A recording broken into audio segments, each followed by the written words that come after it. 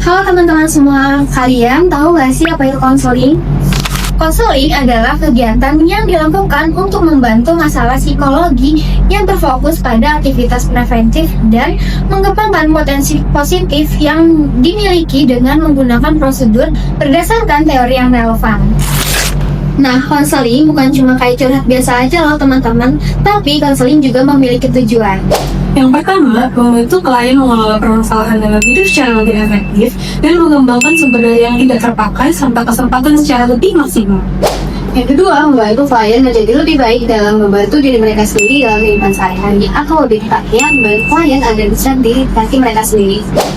Apa aja sih hal-hal yang boleh dan tidak boleh dilakukan pada saat konseling? Yuk kita mulai dari hal-hal yang boleh dilakukan. Yang pertama ada solar. Teknik ini membantu konselor untuk benar-benar hadir secara penuh bagi klien. Solar sendiri merupakan singkatan dari S, squarely face the client, yaitu menghadap klien dengan penuh perhatian. O, open posture, menunjukkan sikap tubuh yang terbuka. L, lean forward, sedikit condong ke depan untuk menunjukkan ketertarikan. E, eye contact, menjaga kontak mata dengan tepat. Dan R, relax posture, artinya konselor harus tetap relax. Dengan solar, konselor dapat memahami perasaan, pengalaman, dan perspektif klien dengan empati. Kedua adalah membangun rapport. Tadi kesini naik apa? Jadi naik motor. Naik motor. Gimana perjalanannya, macet gak?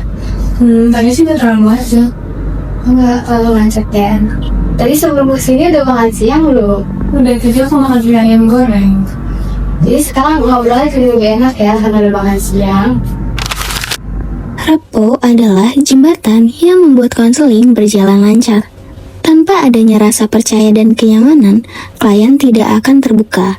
Konselor harus mampu menciptakan suasana yang hangat, aman, dan penuh penghargaan. Ketiga adalah menjaga kerahasiaan. Cerita yang Anda bagikan akan dijaga kerahasiaan, namun jika nantinya ada situasi yang membahayakan Anda ataupun orang lain, saya memiliki kewajiban untuk mengambil langkah demi keselamatan Anda ataupun orang lain. Lalu yang keempat adalah menjaga sikap profesional. Aku ngerasa kayak gak ada yang peduli sama aku, terus kayak aku ini gak penting gitu. Itu pasti berat ya karena perasaan nggak dianggap. Iya, aku harus gimana ya Bu?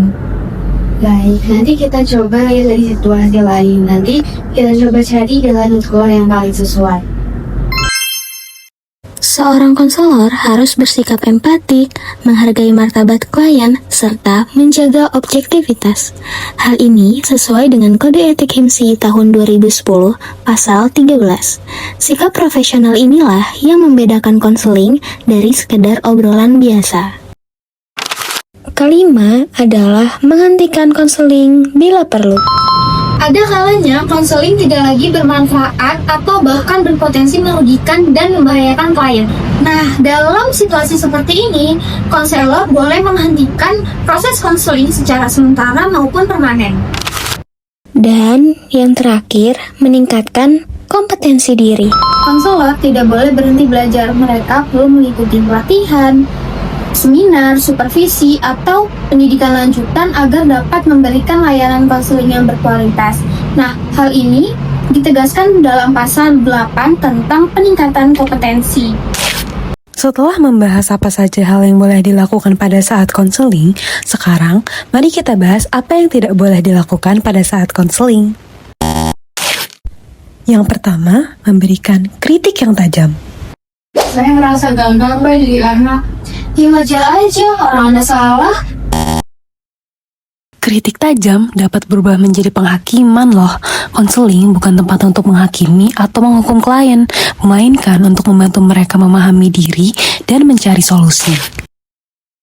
Yang kedua, menyalahkan klien. Saya stres banget, Pak, dengan saya sendiri turun banget.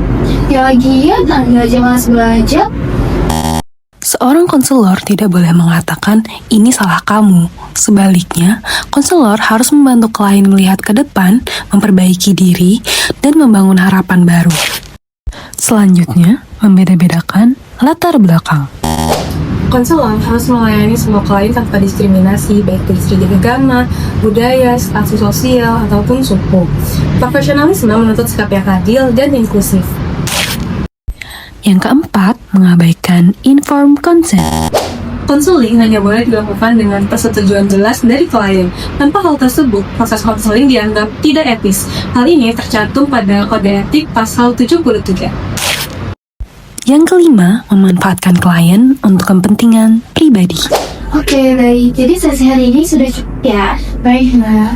Oh iya, nanti kalau misalkan ada teman kamu yang kayak kamu juga, boleh datang saya. Nanti saya kasih diskon deh.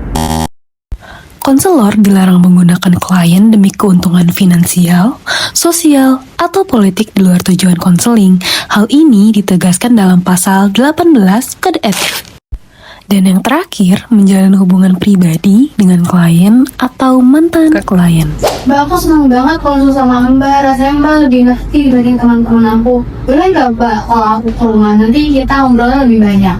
Oh, boleh banget. Kamu bisa datang kapan aja. Nanti kita makan bareng ya. Hubungan semacam itu sangat berisiko mengeksploitasi klien dan merusak profesionalisme. Oleh karena itu, Kode Etik melarangnya sesuai pasal 77. Nah, teman-teman, sekarang kita sudah tahu ya apa saja yang boleh dan tidak boleh dilakukan saat konseling. Semoga bermanfaat dan bisa kita ingat bersama. Terima kasih.